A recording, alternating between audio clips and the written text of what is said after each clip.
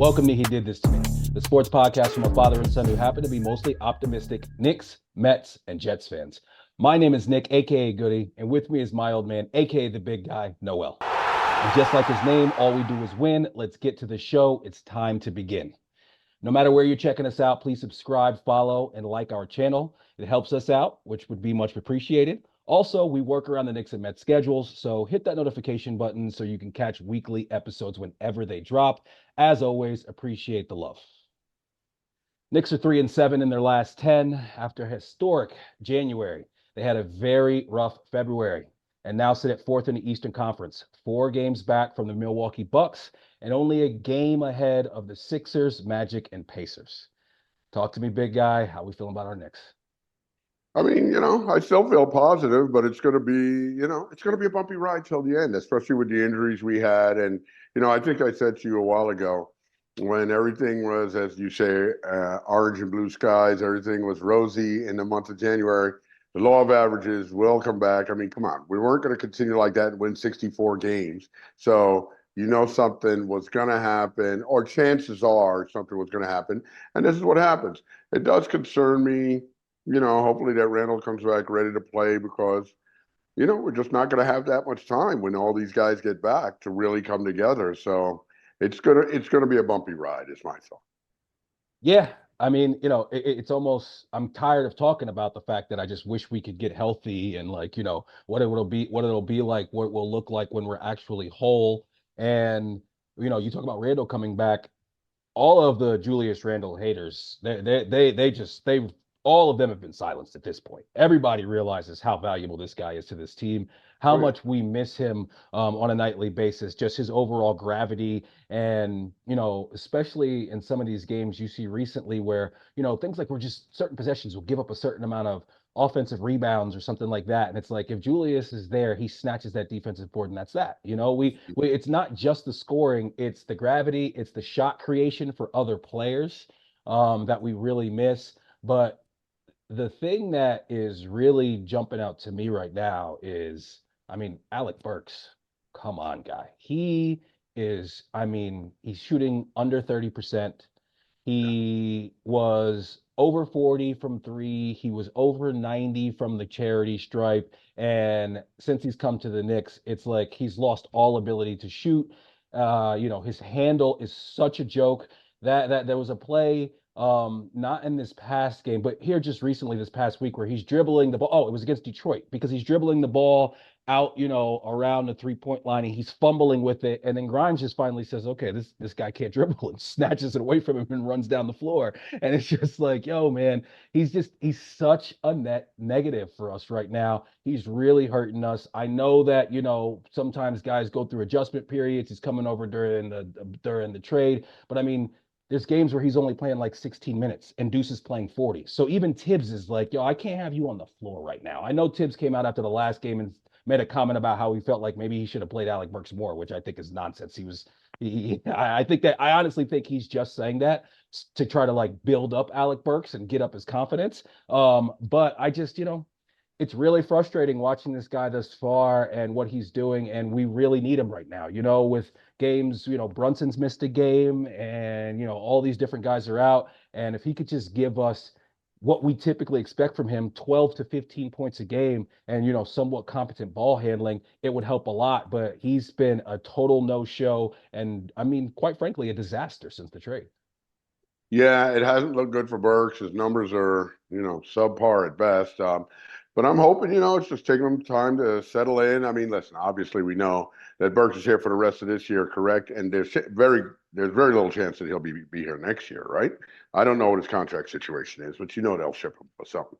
Right. And just hoping that he settles in and so forth, because yeah, it's been a net negative so far. Even Bogey hasn't looked great, so I'm feeling like these guys just need some time to work in. And then the messed up part about it is, Nick, there will be another readjustment period when OG Anunoby and Randall come back.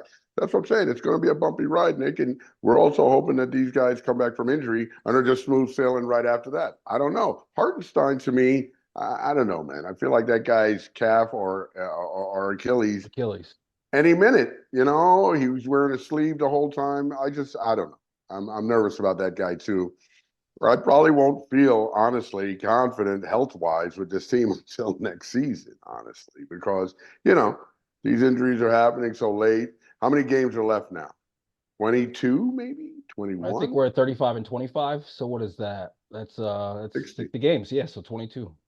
22 games. Yeah. So this is not, hey, we got to get ready, man. And the main thing is at least to maintain and hope we don't slip in the rankings anymore. I don't spend much time watching day to day because I feel like it's not energy well spent. Everybody else's rankings, but come that last week or so, we'll find out what it is, and whatever it is, it is. And you got to go into the postseason and hope you can win that first series and get to the next. Yeah, we were talking about two seed at one point. Now it's like avoid the play in because, we could be in seventh by Monday. You know what I mean? Like where it's just all so close and so bunched up right there. And, we're only a game ahead of the three teams behind us. So things can, obviously change on you in a New York minute. And as far as Hartenstein's concerned, I don't think we're going to see him be his normal self for the rest of the season. Every time that guy goes down, you could see he's tough and he tries not to show it, but you can see that, like, Hmm. he's Hmm. continually tweaking and that Achilles, and it's obviously very, very sore. He still, gives fantastic effort. That block that he had on the alley oop, where like him and Precious both blocked it the other day, is Hmm. vintage Hartenstein. So he's going to give his best. Our best case scenario, I think, with him is that if we can get Mitch back, which he is progressing, looking like there's a chance he might be back by the end of the month, though he has not started running or jumping yet. So, like, I heard he might be back. Then I heard he hadn't started running and jumping yet. So that, we'll see exactly how that all plays out. But I think our best, scenario with them is if we can get each of them for 24 minutes a game. Yeah. Maybe with a little bit of Precious getting some minutes at the center position as well. And then Julius, they're saying that, he's hitting all his milestones. The hope is that he's going to be back by the end of the month. And then our guy OG, he's cleared to start shooting, but no contact yet. So they're hoping that he could be back in 7 to 10 days, or definitely within 2 weeks. So we definitely need to get those guys back. As far as Bogdanovich, he just looks like he's pressing out there. He's hesitating certain times. We really need him. And I think that with both him and Burks, it's like if we could have brought them over and ease them into the role of them being, seventh and eighth man, I think that that's where they excel. Now we're asking more of them, Right. and it hasn't translated thus far. One thing that I've seen a lot of people talking about, especially on Twitter, that I'm starting to come around to is I kind of feel like maybe we need to start Bogey over Precious, because I think that having Precious as the four and then also having iHeart, it's just two like more traditional big men and nobody that's spacing the floor in that situation. Precious can shoot it from outside, but nobody's really, really nervous about him spotting up from behind the 3 point line. And I think that leads to teams also being able to clog up the paint and have more an effect on guys like Brunson and Josh Hart when they decide to drive. I also think we kind of just need a shakeup right now. We need something a little bit different. Just if we've been stagnant, like I said, we're 3-7 in the last 10. I think that that could be something that could maybe unlock Bogey a little bit. And I think that Precious then can come off the bench at the 4 or the 5, still get his typical, type of minutes up over 30, like he's been getting here recently, and just give us some more spacing with that first unit. Because right now, that first unit, it just seems like it's Brunson or bust a lot of times. And, Josh Hart, luckily, has been hitting his threes at a higher clip since we've come out of the All-Star break. What do you think about the idea of Bogdanovich getting moved into the starting lineup?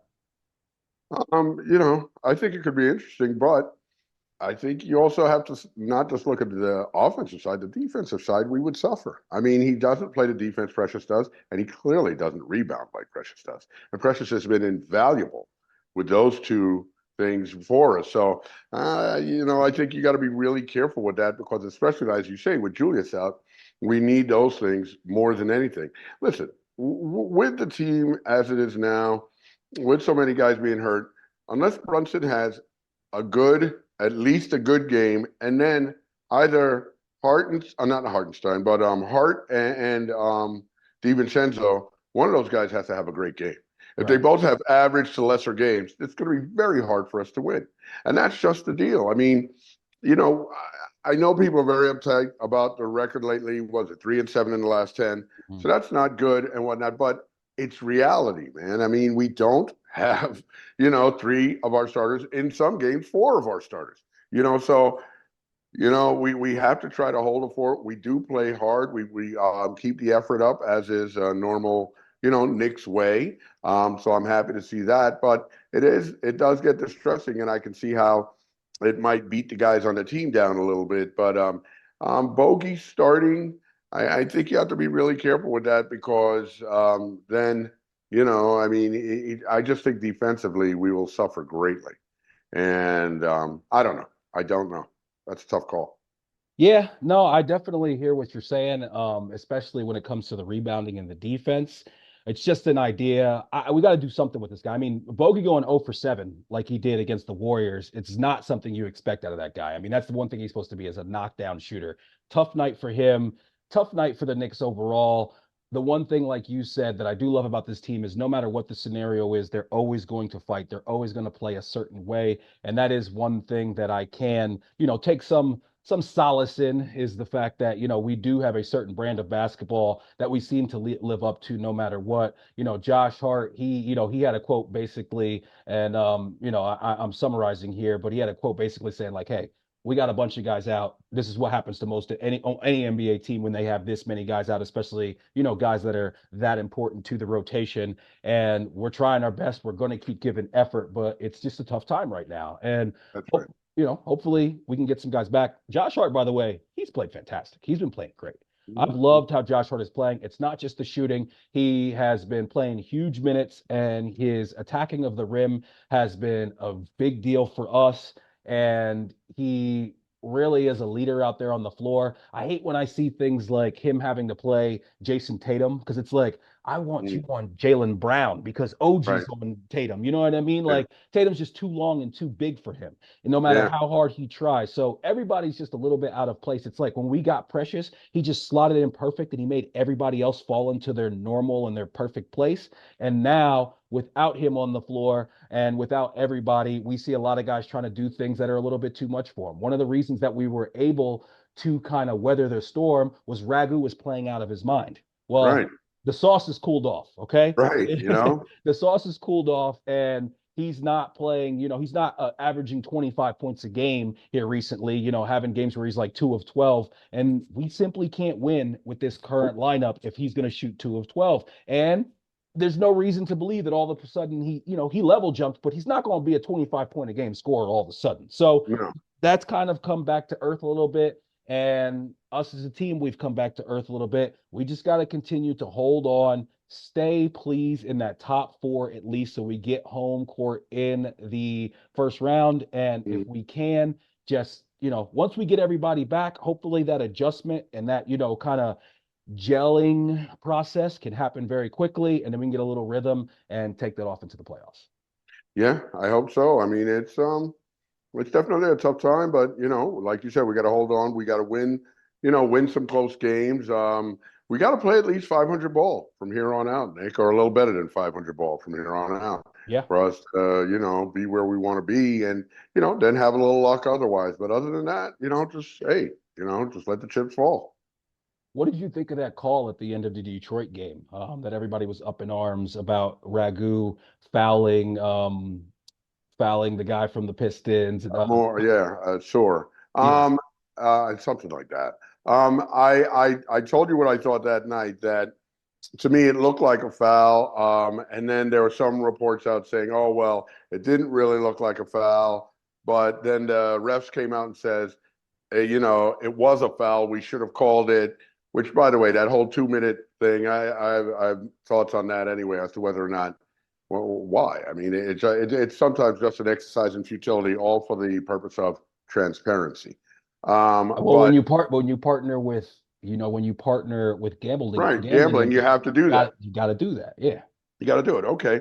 But actually, as it turns out, Nick, I absolutely thought it was a foul. I mean, I think that in basketball, if you're heading for the ball and both guys are right there to grab it, if one guy jumps across the other guy and grabs the ball and basically takes his knees out, I know that if that had happened opposite and it was a Knicks player who got his knees taken out, I would have lost my mind. I would have gone crazy. I think most Knicks fans would have. So it's a tough call for them, but hey, that's life. We've all been through that. And also, when I heard Monty Williams after the game, very upset, obviously, I said, you know what? If Monty Williams was head coach of the Knicks and had a Knick hat on and was saying all that, it'd be saying the exact same thing. I mean, and what he's saying about the season. Think about what he said about the season, Nick. He said they've been going through it all season. They get the short end all season. It's the exact same things Knicks fans say it happens to us. So everybody feels that way because the refs, while they have a very difficult job, and I think do a very good job, are very fallible. So they make some bad calls. My whole point is always the bad calls go and come and they go. We can't use it as an excuse because everybody gets the bad end of it sometimes. You got to play through it when you need to and just keep playing, man. So, hey, that's life, Detroit. It's life in the big city, brother. Yeah, I don't think it's evened out for the Knicks this year. Honestly, I thought even in that game with Maybe not. I thought even in the most recent game against the Warriors, I thought that there was more than a few plays where I'm just like, I don't understand how that's not a foul. Like at the end of the at the when Chris Paul just runs into Jalen Brunson, with a couple seconds left at Right. I don't know if it was at the end of the third quarter or the end of the second quarter. It was the end of the third quarter, and it's Yeah. just like that's right in the middle of the floor. He's got the ball in his hands. I don't understand how that call isn't made. Josh Hart's getting bloodied. DiVincenzo's getting bloodied. No calls. And Brunson, the neck spasms that he had to miss with, I think he's got neck spasms because he's getting hit in that big old head all the time. And that's why his neck hurts because he's getting knocked around. I don't think it's been even. I think that we have gotten the short end a lot more than most teams. And that particular play with Detroit, I think it was a foul, but I've also watched my entire life watching basketball. And when there's a loose ball, they let them do whatever. They always, Right. Green always comments on that, like, hey, when there's a loose ball, they let these guys, basically turn into WWE. Anything goes. And I think in the end of a game, I'd rather a no call in a situation than a quick whistle, as opposed to like I the agree. Brunson situation. So my thing is that with that play, that was a loose ball. He gets to the ball, continues to go through, definitely takes it to his legs, and definitely is a foul. But at the end of a game, loose ball, my entire life, I've seen refs kind of just let that go and let it play out and see how it goes. So, now I can admit that if I was a Detroit fan, I would feel exactly the same way in that scenario, no doubt. But I just I think overall, I just think NBA refereeing overall this year has not been good. I don't think they do. I don't think they've been doing a good job. I think there has to be some sort of overhaul or some sort of like, looking into how to get these guys better. I don't know what exactly it is, but I mean, it's rampant all around the league. You see some things where it's just hard for me to understand how that Chris Paul play happens, how the play against Indiana happens, where Brunson gets punched in the face right in the middle of the floor with under a minute to go, and there's no call made. I don't get that. I just there's been a lot of calls this year where it's just like this seems pretty simple and it's pretty easy, and it seems like I'm always seeing these guys come around and showing their face, and it's not like an incidental contact, like okay, like when Sims bloodied up your boy Nicki Minaj thighs. I Right. thought that was one of those where it's just like that's a follow through. He catches him, and that's and they probably should have called a foul there, right? But it was a play where there was a bunch of people around, stuff like that. I kind of see more how they missed that. With like the Josh Hart play where he gets hit and he gets bloodied, I just simply don't understand how you missed that. I mean, the guy is attempting a layup. It's him and one other guy. This guy comes down, clearly hits him across the face. I saw it in real time, and then he turns around and he's got blood coming out of his nose, and it's just like I don't get it. I don't get it. Sometimes it seems this year specifically, and I've been watching basketball my entire life. There's just been so many times where I can't understand how that call either was made or not made. Um, I don't think that it's been evened up for the Knicks this year either. That's not what I'm saying. That has nothing to do with what I'm saying. What I'm saying is that you. I mean, just understand that everything you're saying, other people feel the exact same way for their teams, and that doesn't make it right or wrong. But we all have bias, and I think there's definitely plays where the Knicks make plays and play physically. We know they do. They play aggressively. We know they do. That's what we love. And I guarantee you, these other teams, especially the teams that we're beating, because we're playing very physical and aggressively, think that we're butchering them and we're fouling them all the time. They can't understand how it is. And the other point I'll make to you, Nick, is if you rewind the tape and listen to our episodes during the football season, you would say very similar things, if not the same thing, about NFL refs. Yeah. So but what I'm saying to you is though, is that in sports now, in sports, the way they televise it as well as the way they analyze it, we're much more hypercritical of the referees, and that might be good because it might make them better. But it also it's just more trying on us because we see it more and it angers us more. But it's happening everywhere, and I will guarantee you the guys in Detroit feel like they're at the short end of the stick. Listen, there might even be Golden State fans who feel like they're at the short end of the stick, but I don't know. But everybody feels like they get jerked around, and I just think that I think as a team, and I don't know what they do in the locker room. I know what they do on the court because they're doing that for the refs and talking to the refs. But I don't think they go back in the locker room, especially the coach, and says to them, yeah, we should have won that game. The refs jerked us. No, you can't worry about that. You got to play through that. So that's all I think is that you just got to move through that. You can't. You can only control what you can control, which is what these guys always say. So they try to control the refs by how much they talk to them and get at them, yell at them, then maybe cajole or whatever. But at the end of the day, you gotta play around it, play through it. The refs suck, and it's been disproportionately bad against the Knicks, in my opinion. That's all I'm saying. And yeah, do I think that these guys, they clearly have to continue to try and play through that and not focus on that? But I'm a fan. I don't have to do that. So fuck the Right. refs. I think they suck. And your boy Deuce has looked great. And at this point, I don't. He should. Alec Burks shouldn't be getting any of Deuce's minutes. Okay, Deuce is Yeah, shooting the ball better than him. He's playing better definitely. defense than him. He Definitely. is, less frivolous with the ball. I mean, he's better than him in every aspect right now. Deuce has really, it's started to look like, okay, this guy could be a rotation player. I go back and forth on that, and that's the thing with young players is their ability to stay consistent and Mhm. consistently play at a certain level. But I need Deuce getting all of the Alec Burks minutes at this point. But Nick, I agree with you. Meduse is my guy. But what would be ideal? What would be ideal is if we could get Alec Burks ramped up a little bit to where he's playing like we know he can We ain't play, got time for and that Deuce is though. coming in. But no, maybe that's just it. We only have time for that. Okay, there's so little time. We got to get him right. I know the coaches are saying we brought this guy in. We know what he can do. The fact that he's not doing right, we got to get him right by the end of the season. If it means more shots at practice or something, that might be what they're thinking. At some point, they're going to have to pull the plug and just say, okay, you go sit down. Deuce, you're getting all the minutes. I don't know. It's a tough call, man. I know that as a coach, you can't just at this point say, okay, Alec Burks, you're out. Because then you're not just going to waste that opportunity. You're going to try. You're going to try, but I don't think he's costing us games yet. But you know, it's tough. It's tough. Again, Nick, these guys are being forced into too much, too big a position.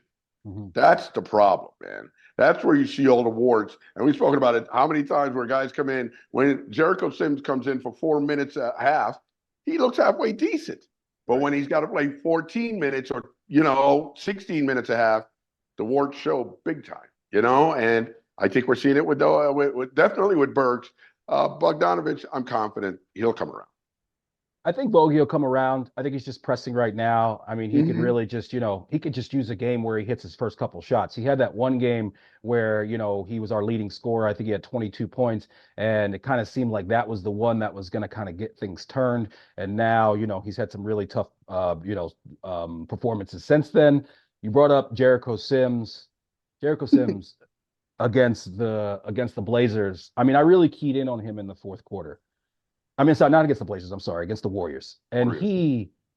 he was so bad in the fourth. I mean, just no intensity, zero basketball IQ. You watch him guard a pick and roll, it's like he's never done it before. Like he has he has no understanding. Like Mitch is perfect at it. Mitch is fantastic at guarding the pick and roll. He's so good at showing and recovering. Jericho Sims is the exact opposite. And I don't understand why this guy refuses to challenge anybody at the rim. I He's know. literally built for it. There was a point yesterday where I think it was Kuminga goes to the rim and he's like backing off and committing a foul as this guy's going up for an and one. I'm like, yo, plant and jump straight up and block this guy's shot. You're the tallest guy on the floor with the most bounce on the floor, and you refuse to try to block a shot at the rim. I don't get it why he refuses to try to block a shot. That seriously.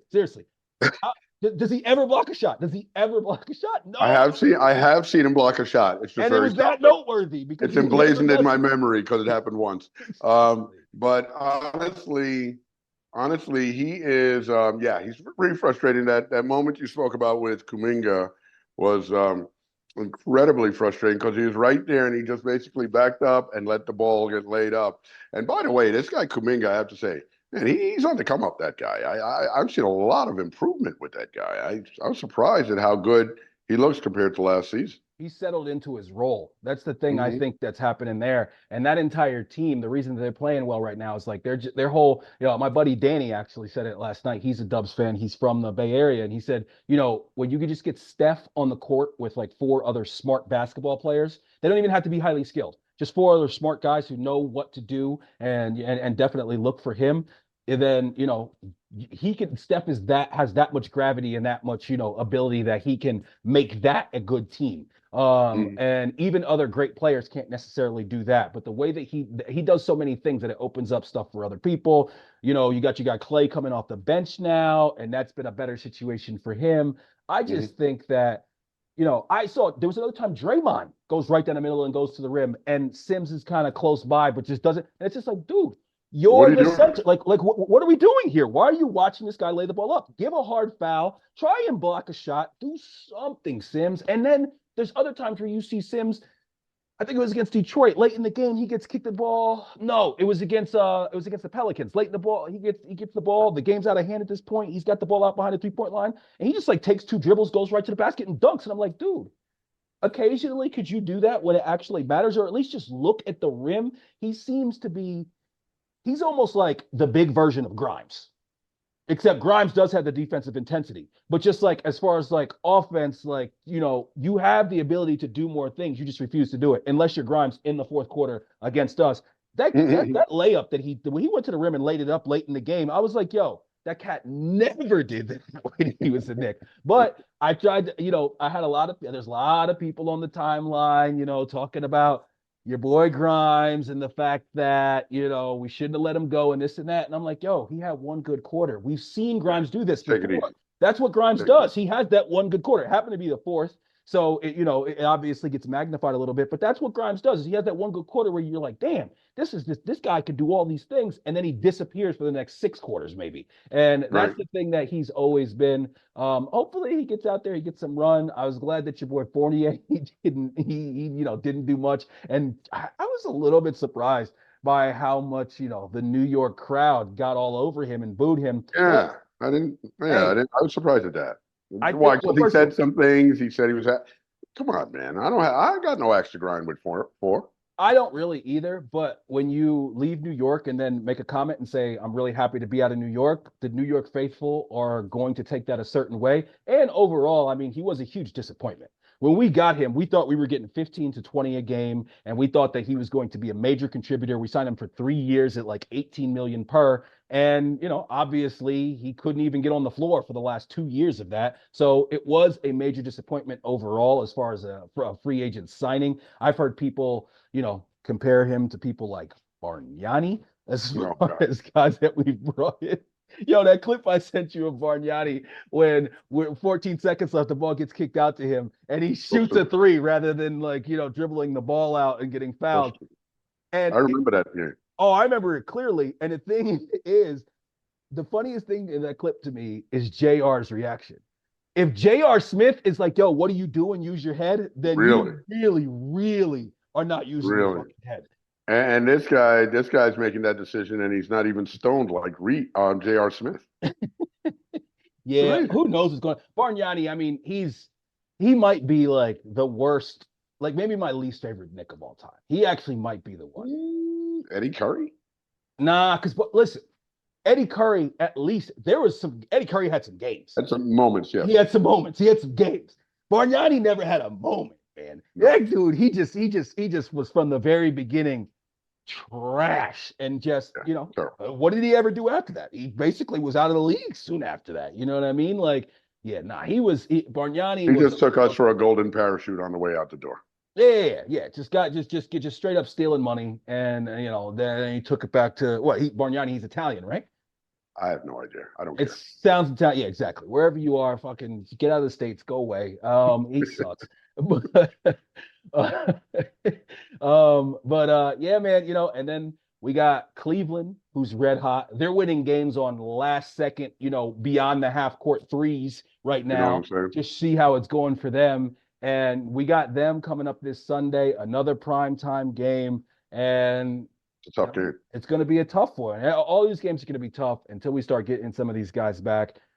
Yeah, I just, I hope somehow Julius miraculously is back, very soon. Or, we find out like next Tuesday that he's back in practice and maybe he can be back by the end of the week. Who knows Look, exactly what that is? We keep it close to the vest. We always say that we like that Leon does that. Right now, I could use a timetable just for my own mental sanity. I could use a well, you timetable. know what's bumming me out, Nick, is that okay? So we got Cleveland Sunday, somebody midweek next week, and then I'm going to New York and going to be at the Orlando game next Friday.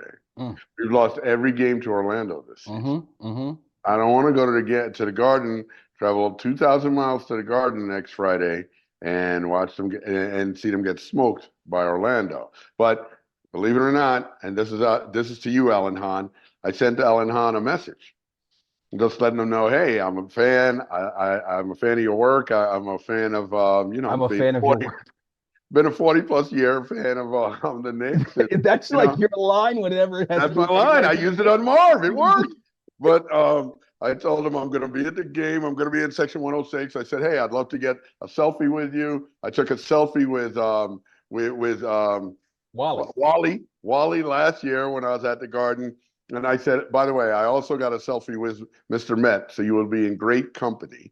And he actually responded to me. He sent me back an instant message, and he said, hopefully we can make it happen.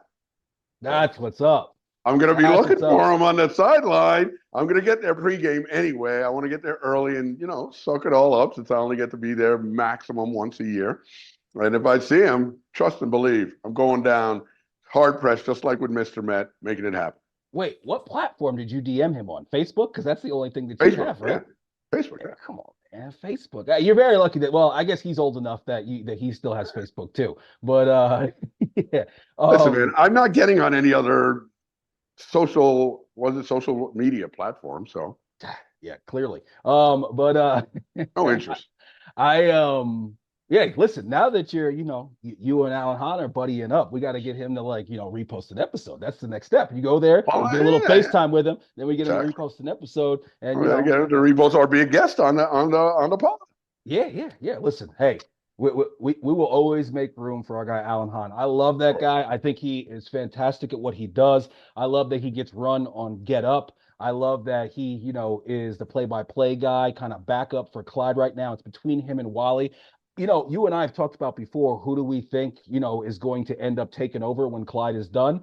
And I was thinking about this. I don't know if Alan Hahn could do it because he's got too many jobs.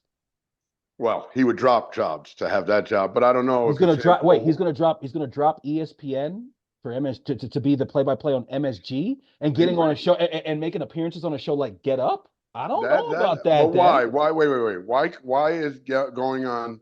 Why would that stop him from going on Travel, Get Up? travel. So what? He do a remote. These guys do half these guys are remote all the time. Some of them are remote They're in a sometimes, but hotel room. obviously they do like to have them in studio sometimes as well. And I think that Be I there just all the think time when they with play the in New York.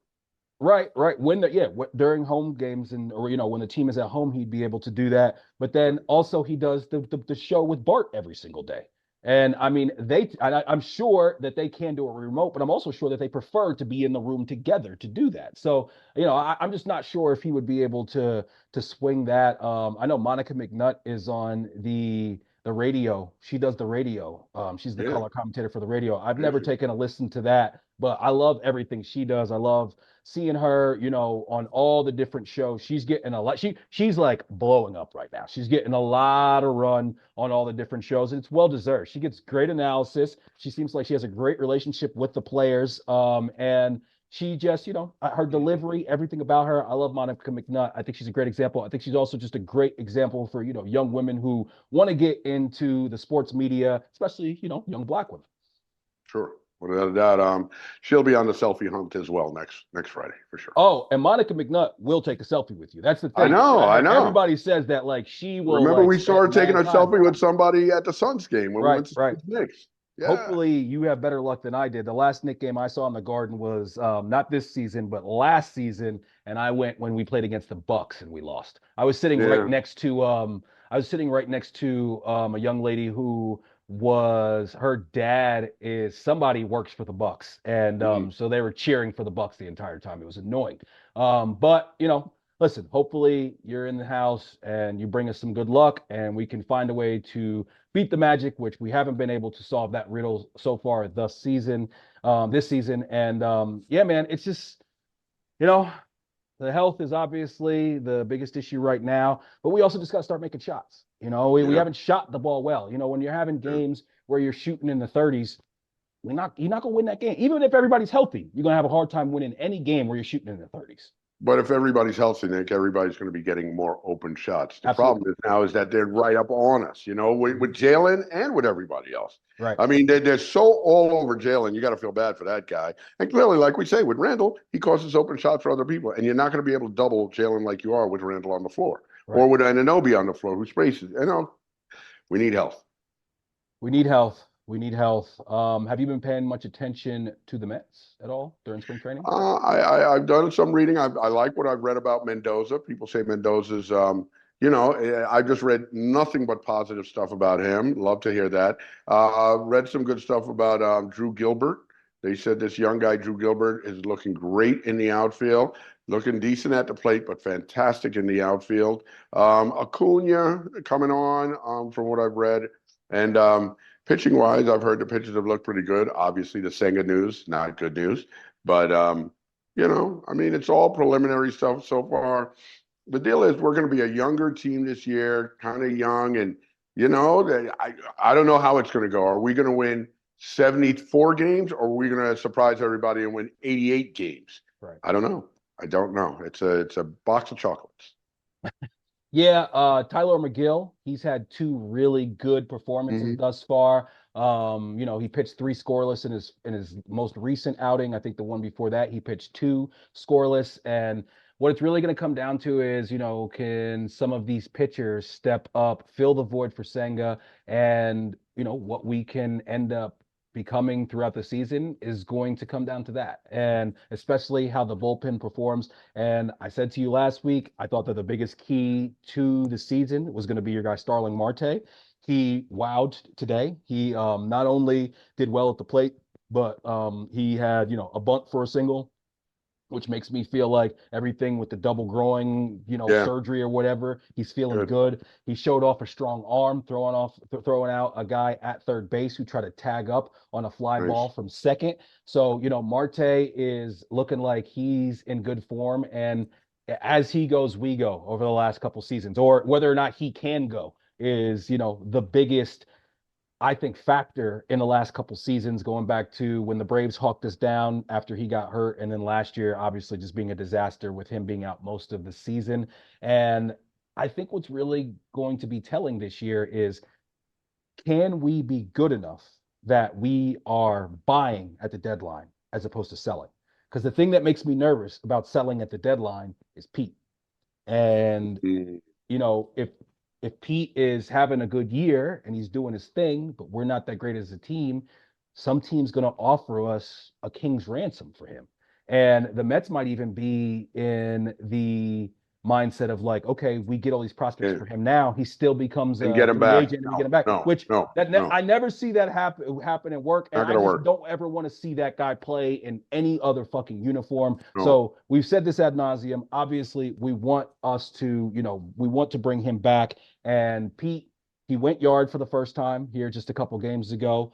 He smoked one to left field, and I'm just hoping that Pete can continue to just have another great season. We can keep him here, and I hope that we can be in a position when it comes deadline that we're looking to buy because we're in the race. We're right there, and listen, the Marlins made it to the World. I'm sorry, the Diamondbacks made it to the World Series last year. So That's right. anything That's can right. happen in baseball. You come in, you get a certain amount of guys who are grinders. You get some young guys who step up, and once we get a little bit of momentum, Senga comes back. But it's going to be a long season. It's going to be, a war of attrition as baseball always is. And I think it's kind of interesting to see what these guys are going to do without a ton of pressure and Right. expectation. Right.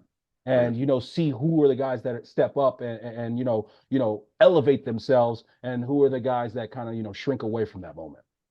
Yeah, I think it's going to be. I think it's going to be an exciting season. I'm looking forward. Look, obviously, I'm a half full kind of guy, and I'm looking forward to seeing the young guys. Seeing what they got. This kid Jet Williams, maybe we'll see some of him. So there's some interesting younger guys and some prospects. I heard that Clay Thompson's brother's trying to make the team. But at first I read that and I had forgotten what I'd heard about the guy before. But then when I kept reading in the article and realized he's trying to make the team and he's 31, and I was like, yeah, okay, come on, come on. I think that he's one of those guys that he's a good depth piece. He's a guy that, you have him down in At best. AAA. And if you need to bring up an outfielder, like he is a, at least serviceable guy, both in the field and at the plate. He's had some really good games from the plate so far this spring. Yeah. But yeah, man, we'll see what happens with him. I just think it's going to be an interesting year it'll be one of those years that even with all these young guys, even if we're not like a contender and we're not, fighting for a playoff spot, it'll still be interesting to just see how some of these young guys perform. I don't think that we'll see Acuna until September just because, the position he plays is obviously Lindor's there, and Hmm. he's really going to have to end up playing second probably if he ever wants Yeah. to play for the Mets.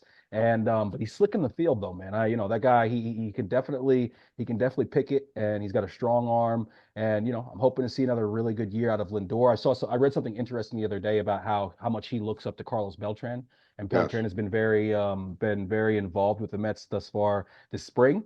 And Hmm. I think that's a perfect guy for Lindor to look at for guidance is Beltran, just Sure. because Sure. very similar situations, come over here, get the big contract, had played in smaller markets, and now all of a sudden they're in New York. Obviously, both Latin guys. And I just love Lindor's leadership. He seems like he truly is, the type of guy that I want both in the middle of my lineup and, at the head of my locker room for the next, what, 9 years? Hmm. And I like what you're saying about Lindor. I saw a picture of a squirrel at the plate looking kind of jacked. They said squirrels put on, like 10 pounds of muscle. And they showed him at the plate like this. And I was like, whoa, is that squirrel? Okay. Squirrel's been doing his curls for sure. And they Okay. say it's a lot of it is that he's been working harder on the outfield because he realized they may need him out there. And with a guy like Acuna, if he keeps rising, you bring him up and slide him in at second. I mean, a few more guys will get position opportunities with Mauricio gone for the year, basically, right? He's gone for the year, Yeah, correct? yeah, yeah. Um, and I again, like I told you, I'm concerned about the DH position. I mean, what Vientos and DJ Stewart? Come on, man, we got to upgrade that. It's, Yeah, it's not it's not making it. but there's not, And these other guys, like I talk about, aren't they're still what JD Martinez? Isn't he still out there? JD Martinez, yeah, he is still out there, but I mean, I don't know. Clearly, he wants more money than anybody's willing to give him, Right, at this point. right. And I just think that the Mets this year realized like, okay, this is either we're going to catch lightning in a bottle or we're Right. setting ourselves up for 2025. I hate feeling like that, in March, That's but reality. it's reality. It's just reality. It's just how the chips have fallen as far as our roster and these last couple of years going all in last year. And what we had to do to get all those different guys, we had to now it's time to replenish the farm, which we did that last year at the end of at the trading deadline. I just Hmm. again hope that at the trading deadline this year where, let's add the finishing pieces to what we think could be a playoff team. And then if that's the case, it would be so fun because, no one's expecting that out of this team. Yeah. If we're able to, pull it together and have a scrappy young team with, a few good veterans, it would just be a really fun season. But regardless, I'm going to watch. I'm going to be, really invested. I'm starting to get excited for baseball. Love this time of year. And, let's go Mets. LFGM, as my guy, Polar Bear says. And got to trust in Stearns, got to trust in Mendoza. And, we'll roll it out there and see what happens. That's all you can do. That's all we can do. All right. So Mecole Hardman made a lot of news, had a lot to say about the Jets. Just to give a quick synopsis, basically said we don't have a standard, that he was checked out. And then your man Sauce comes out and says that Mecole Hardman was giving up the game plans to Philly and to the Chiefs. AC. And now, that's gotten some legs. I mean, Joe Douglas didn't say it exactly, but he even kind of alluded to it when asked the question. And he has now come out today and said that that's total nonsense. It didn't happen. But I've even heard that the Jets might try to, take some sort of action against him if it's somehow, provable, which I don't even know exactly how that works or exactly what you would need to do. But if they feel that way, listen, the Jets can get some type of private investigator type to freaking go and hack into his texts or whatever and see if he's doing something like that. I'm sure that they can, 100%, they absolutely can. And if it Well, was, that would be illegal unless they have in some contract somewhere with him that says we can hack into your personal phone. yeah, no, I think it Cops would be need police need a warrant for that. yeah. No, I think that, listen, I don't think that they'll be able to, now produce that information for that reason because it would be something that would be illegal. But I just don't think, to me, like, if players are saying that, they're not just like, yo, isn't it kind of weird that they seemed like they knew this call here or there? I think it's more than that. But the one thing about it is, and the thing that doesn't make much sense to me is if I'm the Chiefs and this guy's doing that, do I want to sign this guy now? Do I want this guy now if he's the type of guy who would do that? But I also don't think that, this is just out of nowhere. You know what I mean? I think that there's got to be some reason that players and Jets management believe this. What do you think about the whole thing? First of all, I don't think they would be able to prove it. I feel like if they really think this happened, okay, if it isn't just scuttlebutt between Sauce and Morstead and Mecole Hardman, if the Jets really think this happened, they didn't just really think this happened a week ago or when he No. said this. They've thought about it for a while. So Yeah. if they were going to do anything about it, investigate anything, that's already happening or happened, Fair. which I don't think it's happened. Okay. I don't think it's happened because, like I say, Nick, they can't hack into his phone. I mean, you just can't do that to anybody. You can't. And if you do it, unless you can somehow produce what you did, which is illegal, so what? I can just sit here and say, I didn't do that. And if you produce it, I'll sue you because you did something illegal to me. But what can you do to me? I no longer play on your team. So what could we actually do about it? I mean, we can't fine them. I guess we could get the NFL to take action against them. That's the only thing. And I don't even know if we could do that. I don't know that there's anything you could do about this.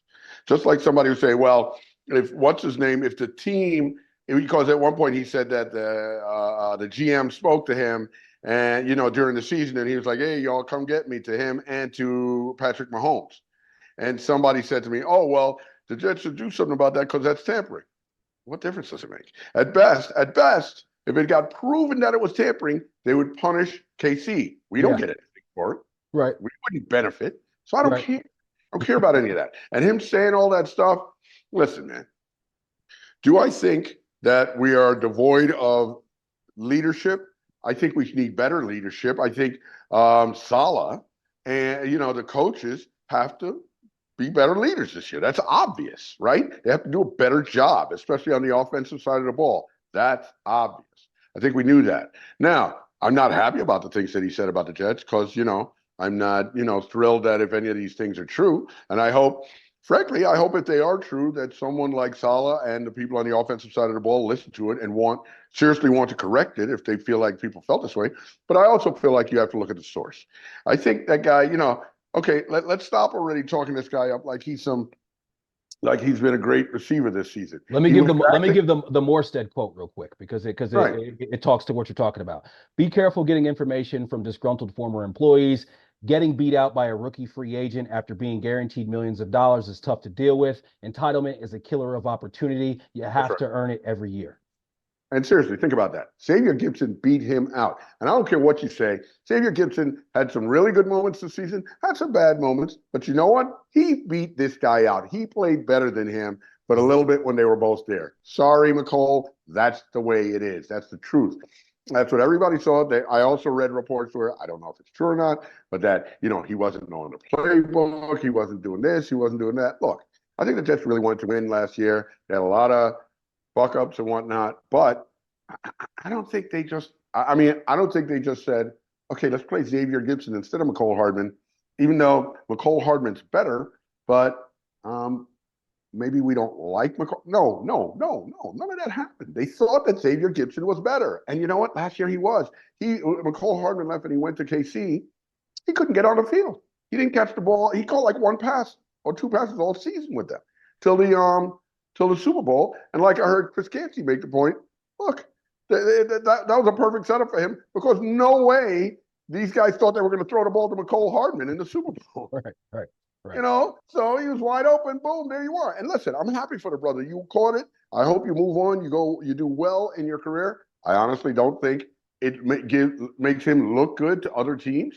Like you said, if I'm another team, this guy, it's too messy. It's ugly. It's seedy. I don't want this guy on my team. It's not a good look for him. I don't know why he would come out and say that. People get on these podcasts. I don't know if they take a little drinky drink, but they get a little loose with it. Shut up. Lay back.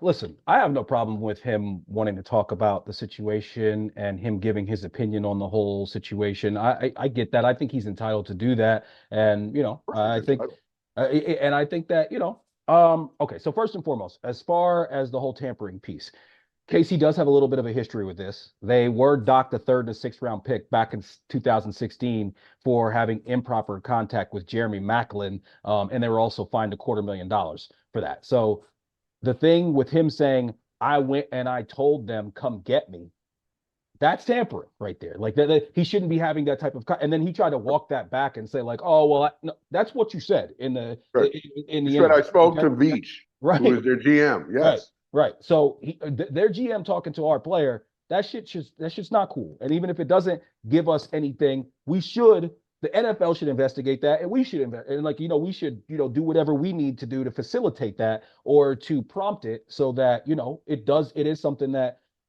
gets taken care of, and they do get docked for that if they did do something improper. As far as the comments and how they just make me feel about the Jets, it's more of what I've thought as far as this guy Hackett. And he sucks. He's not good. And he's good with Aaron. And when you make him, anytime that he's been a coach in the NFL without Aaron Rodgers, other than that 1 year in Jacksonville, he hasn't been great. And we saw last year that I've railed about it all season. And I don't think he did a great job.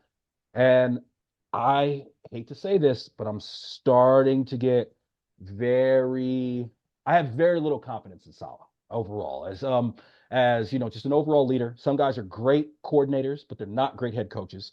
And I don't want a guy who's just totally hands off with that side of the ball if he's my head coach. And I want a guy most important is that I think that I need a guy who's going to put the right people in the right positions. And obviously on defense, it seems like, and even Mecole said, we have a little bit more of a standard on that side of the ball. And on offense, we do not. And now, once again, it's going to be Aaron Rodgers or bust. And I think that with the defense, the caliber that we have, we need to have a backup quarterback and an offensive coordinator that if Aaron does get hurt again, that we still have a chance to play like a team, say like Cleveland did last year, and be able to, take that great defense and turn it into something that could get to the playoffs. It's just really unfortunate, man, this whole scenario and the way that it's went down. And it's just, I'm tired of the Jets being punchlines. And it just seems like we continue over the years, and especially this last season, have, incidences where it's like, oh, same old Jets, LOL Jets. And this is just another one added to the list. Yeah, no, I mean, look, Salah has a lot to prove next season, no doubt about it. You couldn't find a bigger Salah fan than me, but it's make or break year. I mean, that's it. Fact. It's make or break year. So you got to bring it. And I mean, if he can't figure if Salah after this last season, after everything that's been said, after the Mecole Hardman comments here and all the other bullshit that's been said, if he doesn't take more of a strong interest in the offense, does not seriously want to know what the hell's going on if things don't go right, does not, if they don't do their best to shore up this offensive line, which is not a given, okay? You Mhm. might bring in players and whatnot, but somebody might get hurt, or sometimes guys don't turn out as good as you wanted them to. I mean, look, man, this guy, Laken Tomlinson, we brought him in because he had played so well at San Francisco. He came here, he did play every game, but he sucked. He sucked. When he was at San Francisco, he's mauling people. Right. But, that also is because he had a better line around He's him. got the best left tackle in football and right next to him. You know what I'm saying? When you That got different people around you, it makes a big difference. And no matter what Salah does, if we don't get a good offensive line next year, none of it's going to matter. None of it's going to matter. I don't care if he's Vince Lombardi. None of it'll matter. So, listen, it's a make or break year for him, man. He's got to make it happen. And if he sits there, I can't believe, Nick, that he would be hands off with the offense this year as he's been in the past. He has to realize the error of his ways and has to do better. And the man's not a fool. He has to realize that, man, I got to do better with that. So we'll see. so I almost forgot to bring this up. I have a source. I'll talk to you off camera and I'll tell you more details. I got to kind of dance around it. But I have a source, somebody who knows somebody who worked with the Jets up to last season. He has now moved on from the Jets and is moved on to a very prestigious organization. And he's somebody who's very important. I can't give up his position within the organization, but he says Sal's a clown. He says he's been around great players. He's been around great coaches. He's been in some really good organizations. And he said overall, he said Sal's a clown. He's a cheerleader. He doesn't hold guys accountable. He doesn't take guys to task, and they don't run a tight ship over there.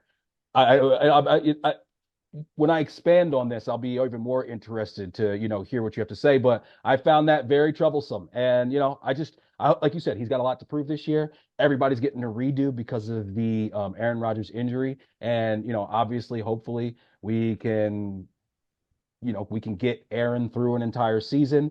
And, once we have a great quarterback, all of a sudden everything turns around. But just like you said, unless we get that line shored up, and it's not just about getting in new guys to be able to start, we have to try to also build some depth. When I say Cleveland, one of the things that I'm referencing is not just the fact that they lost their quarterback, but they lost a bunch of their offensive line too. And they were still able to put guys out there that, were competent and could give them a chance to win with a really good defense. So it's going to be interesting to see how exactly we go about that this offseason, both in the draft and in free agency. And then also, we got to add, like I said, some depth because when it comes to the NFL, these guys are going to get hurt. You know what I mean? Like somebody's going to get hurt. So you got to be able to weather that storm and have guys step up. And obviously, last year, we were not able to do that in the slightest. Our starters weren't good. Our backups were worse.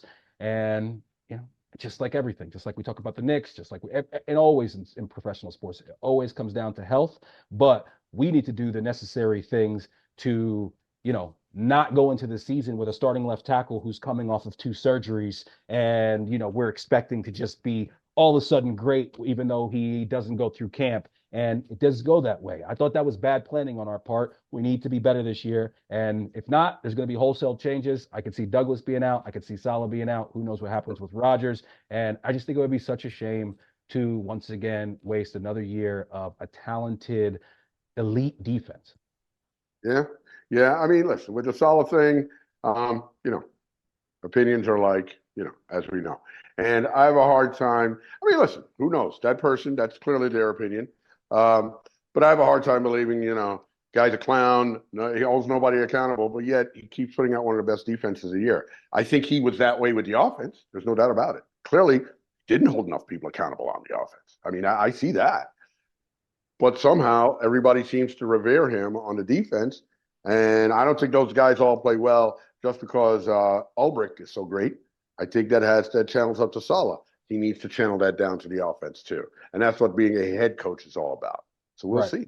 Right. Yeah. Great defensive coordinator. Whether or not he is going to ever be a great coach still remains to be seen. Mm-hmm. Yo, have you been seeing what this guy Wemby has been doing lately? Victor Wembanyama, you've been He's a seeing what he's been doing monster. lately? He's a monster, this guy, man. He's a monster. Pulling up from 27 feet after blocking Chet Holmgren. I mean, he just stopping and putting the ball between his legs through his, behind his back. It's just the sky is the absolute limit for that kid. Oh, And yeah. he's doing what most rookies do, where they get a little bit more comfortable. And now you're seeing him, try different things and be in his bag more. And he's just got every skill set that there is. His numbers as a rookie are comparable to LeBron, though slightly adjusted, for their position. LeBron obviously have more assists, but he's got a lot more blocks and things like that. And he's in the perfect situation being out there with Pop. He's got, Duncan and Robinson, I'm sure, to rely on his resources whenever he wants. And this guy, man, he could legitimately be a guy that we talk about as far as like, is he one of the best players ever? He's definitely got all the ability to do that. Only thing that makes me nervous is his frame. Right. I mean, kid is absolutely gifted. And I mean, just what an athlete. The amazing thing about it, Nick, is if you look at Chet Holmgren, if it wasn't for this guy Wemby, he would be the talk of the town. I mean, that kid is Mhm, good. He mhm, would be shoe in for rookie of the year, mhm. but not with Wemby around. Okay. I mean, Wemby is amazing, man. And with the block shots and the expando arms, the guy is incredible, man. He's quite the talent. And there'll be a lot to see from him in the years to come for sure.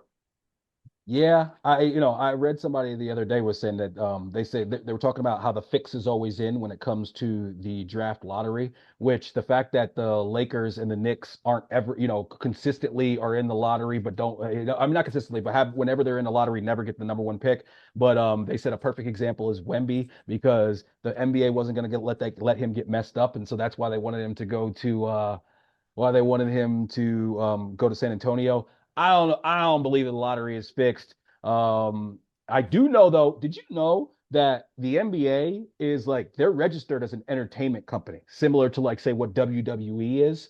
So if there was ever anything as far as like the refs being, if like say somebody was able to prove that the refs do certain things to get certain teams into, the finals or something like that. There's that big scandal that they talk about with the Lakers and the Kings back in the day, where there was one game where I think it was game seven, or at least game six to game seven, where I mean the officiating was pretty suspect. I mean, if you go back and look at it, and I've seen breakdowns of it, but I don't necessarily think that that's the case. But the point I'm trying to make is with them being registered as an entertainment company, because I saw somebody make the point that said like, oh, if they ever were found out to do that, they could get sued. No, no, no, they can't.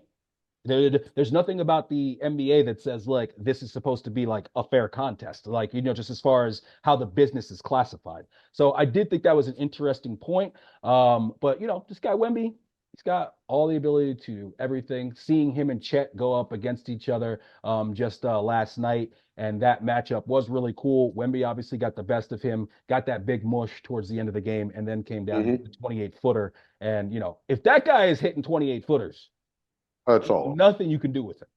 Solo. Yeah. If he gets proficient, and they say of recent, he's been shooting 40% and better from three. Mhm. Dude, if that guy's going 40% and better from three, it's a wrap. Because you literally can't go out there and guard him. Because he'll go by you, and then if literally one step from the three point line, he's dunking the ball. Yeah, You know? he's like super Porzingis basically. Like Super he's like Porzingis. right. Super zinger. Yeah, no, he's something. And one thing I want to say about that NBA thing, come on, man, stop with that, conspiracy theory and stuff. If that was the case, you think they would have had Denver and Miami in the finals last year? Fair, Come fair. on, Come on. People can always say things and make it fit a narrative when you're doing this, when you're looking back. You know, it's easy to say that. And you're right. That may be right about the NBA and all that, and with the rules and the WW similar rules. That might just be some good lawyering by the NBA general counsel that, hey, if we put this in, we indemnify ourselves and so forth. That sounds like that's what that is, but I don't know. I don't worry about that stuff.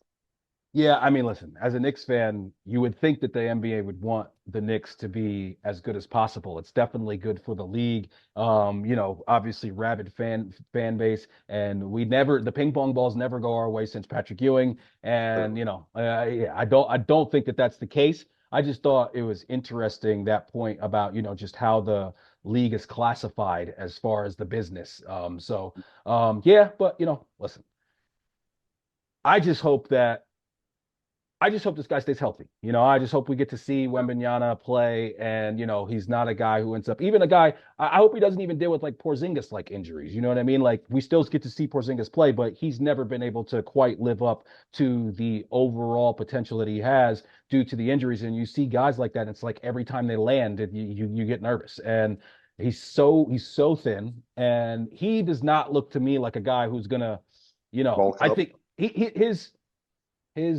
his ceiling of bulk, I think, is probably a guy like Kevin Garnett, which Kevin Garnett was strong, Yeah.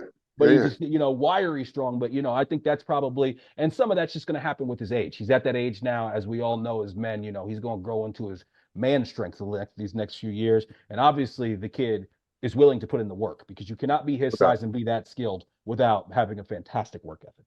Absolutely. He clearly works very hard. Clearly, he's got a good head on his shoulders and seems to handle himself well. In the eye of the storm, actually, he seems to handle himself very well. Very well. Absolutely. All right. Last but not least, I asked you to tell me who is in your NBA all-time top five, but with the caveat that we don't pick any Knicks because, obviously we're a little bit biased and You have lean a towards bias, them. right? Okay. Let me So see. if you had to build a team, and to me, and I think it's illustrated by my team that I'll follow up with, but to me this is not the best five players, but the team that you would put together, like a starting five that fits. So I'll kick it over to you. Who you got? I guess I gotta go. The center is tough because I'm an old school guy, so I love Kareem, but then Olajuwon was all that guy. So I'd have to pick one of them. Then probably Jordan and What do you mean Magic. one of them? Pick one. Okay, I'll get back to that. Okay, okay. Then I go Jordan and Magic in my backcourt. Um, and up front, I think I got to go Kevin Garnett at the power forward and small forward. Ooh, that's a tough one, man. That's a really tough one because Bird can't play small forward and he's not athletic enough for me anyway. So I'd go with Elijah at the center position, and then I think I got to go. That small forward position is a very tough one. I got to give that a moment. Let me hear your five. So we have some similarities. At the shooting guard position, I have Kobe. It was between Kobe and Michael for me. I went with Kobe because I think Kobe's a slightly better defender and Kobe shoots the three ball more. And that was just an evolution of the game. I think that those two are almost cancel each other out. I think that Michael is a more explosive athlete and has a slightly more efficient mid-range shot. But I think that Kobe was a better passer and, like I said, better defender and, had a little bit more range. At the center position, I agree with you with Elijah. um, I always, whenever I see these lists of greatest big men of all time, I'm always like, yo, where's Olajuwon on this list? The guy is the only person to ever lead the league in blocks and steals in the same season. He is, I think in today's game, he would be even better because with the openness of the floor, he'd probably be shooting threes and whatnot. And I just think that both on the offensive side and defensive side, he is the best center that I've ever seen. I would even put him slightly above Shaq just because I think that he's a more well-rounded player, though Shaq was a more dominant offensive force. And at the power forward, I got Garnett. Garnett to me, was the first one to usher in this new age of power forwards that we see today. Mhm. He was that first guy who was handling the rock, shooting from deep, averaging over 5 assists a game, fantastic defender. And he's also going to bring you that certain level of intensity, Mhm. especially on the defensive end. Great talker on the defensive end. I always thought that we got robbed of, the Garnett Kobe pairing because Kevin McHale, when he was in Minnesota, was not going to send Garnett to LA. And that's why your boy West. Yeah, that's why your boy Jerry West, when he had the chance, he went ahead and shipped over Gasol from Memphis to the Lakers. And I just, I would have loved to seen Kobe and Garnett play together, just that level of intensity between the two of those. And then at the point guard, I got John Stockton. And the reason I have John Stockton, obviously, he's the all-time leader in assists. Very, very good defender, good shooter from outside. I think that this team, they need a guy who can knock down the three and kind of let everybody else cook. And obviously, he's the greatest setup man of all time. So I got Stockton as the point guard. It was hard for me to pick between him and Steph, but Steph needs his shots. And on this team, there's not going to be a ton of shots to go around. I'd rather have a guy who's more content getting 15 assists and only shooting, 10 shots. But Stockton can give you buckets when you need it. And I also like Stockton's play on the defensive end. And he's got kind of a toughness and grittiness. Some guys would even call him dirty. So I like that. And then at the small forward position, got to go with Tracy McGrady for me. Tracy McGrady, peak Tracy McGrady, in my opinion, is one of the better players I have ever seen. Just tall, long, can shoot the three, has killer instinct, has a handle, can do it all. I think that, that team of Stockton, Kobe, T Mac, Garnett, Olajuwon, I'll put that up against any starting five that you can put together throughout the ages. And I think they don't always only have a shot. I think they're winning. Yeah, I'd have to really think about that. I don't think I'd choose T-Mac just because he didn't seem to me to be that guy who brought it every night and bring that intensity every night. I don't know. T-Mac's a great player. Ooh. T-Mac was a great player, but I think I can think of a better small forward. I just can't come up with it right now. I really was thinking at that small forward position, I wanted somebody who was a dead-eye jump shooter, Why, like why almost don't you like Bird at that? You mentioned Bird before. Bird, It's not Bird, bad. Bird is big, man. Bird was like 6'9", Nick, a big six Yeah, nine. but in He today's would, NBA, but he wouldn't be able to stay in front of these guys, these right, small forwards today, right, man. If they put it on the floor, there's no way Bird could stay with him. Now he can kill you from outside. God right. knows if there had been really shooting threes back then. I mean, Bird's numbers would be incredible. But so I don't know. I don't know who I'd take in that small forward position. That's a really tough call for Gotta me. take somebody. Okay, I got to take somebody. See, I would love to take my man Bernard King, but he didn't play any defense either. Um, Small What about forward. Durant? I would listen. Yeah, if I can have Durant playing my small forward because Durant can play some defense, absolutely, I would take him. Yeah. That would be the guy. He What can about fill it up. what about LeBron? Wow, how can I forget Bron? I guess I got to take Bron just simply. I would take Bron over Durant simply because he's a great all-around player and he can do everything you need when you need it. He can literally do everything. But now if you got LeBron, then I might opt at the point guard position. I said Magic. I wasn't thinking like Steph and all that, thinking about these current guys. Probably go Steph there. Although Magic, in the last few years of his career, had become a very proficient three-point shooter. He Yeah. did pretty well for beyond the stripe. And I then thought about Jason Kidd career. as my point guard, just because, He also became a good three-point he shooter. ended up becoming a good But he three-point couldn't shooter. make a layup in the last few years of his career. Oh, when he was on the Knicks. Oh my God. He Yeah. could make a layup and Prigioni wouldn't take a layup. Wouldn't attempt one. He Right. wouldn't attempt a layup. It was so frustrating. Some other notable guys at the power forward position. Maybe Rick Okay. Barry. And a Uh, small forward. I'm so sorry. I'm sorry. The small forward position. Rick Barry. Kawhi Leonard. Um, Wow. Dr. J. Yeah, I thought about Dr. J, but Dr. J was Not a good, but shooter. he wasn't a shooter. He wasn't a great outside shooter. Yeah, and that's the thing that I like about my squad. You got, I mean, really everybody's a good shooter for their position. Stockton obviously is a very good shooter, clutch as well. Kobe clearly one of the greatest scorers of all time. T-Mac, fantastic jump shot. Garnett can stretch the floor, and then Olajuwon can hit he's money from 15, 17 feet and in as well. And I just think that both offensively and defensively, that's a well-rounded team. Like I said, it's not the five best players, but I wanted to pick guys that I saw play. Like I wasn't going to pick, the Birds and those guys from back then. But Right. I do like, I just think that that's a good, well-rounded squad. Your squad, I like. I think with your small forward, from what you explained to me, got to go with Durant right there. He's obviously one of the greatest shooters of all time. Gives you a lot of length as well, and is a pretty capable defender. And if you can Yeah, have he him is. truly playing your small forward, and the other thing about this is on that team, Durant doesn't have to be the leader. That's right. That's right. Just let him play. All he has to do is ball. Exactly.